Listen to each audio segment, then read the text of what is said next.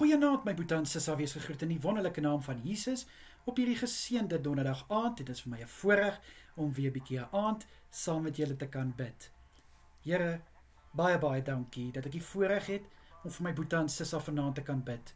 Vader, baie dankie dat ons die voorreg het om nou 'n nag van rus te betree. Vader, dankie vir hierdie dag wat in ons lewens toegevoeg was. Baie dankie vir alles wat ons kon doen en vir alles wat ons kon uitrig.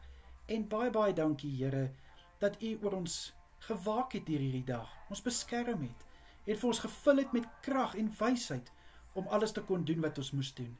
Dankie vir al die seëninge en vir al die voorsiening uit U hand. Vader, ek bid vir elke boetie en sissa, dat hulle nagrus gevul sal wees, Vader, met rus.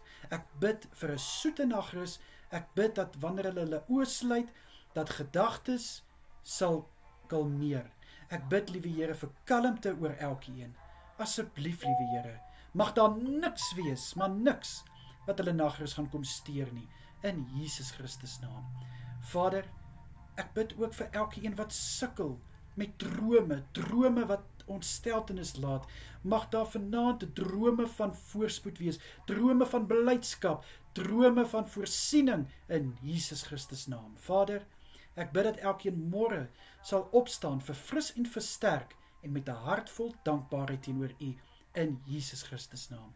Vader, beskerm asseblief elke boetie en sissa vanaand, en hou asseblief vir elkeen veilig deur die nag, in Jesus se kosbare naam, is dit my gebed. Amen en amen. Mag julle elkeen baie lekker slaap, en môre bid ons weer saam. Totsiens julle.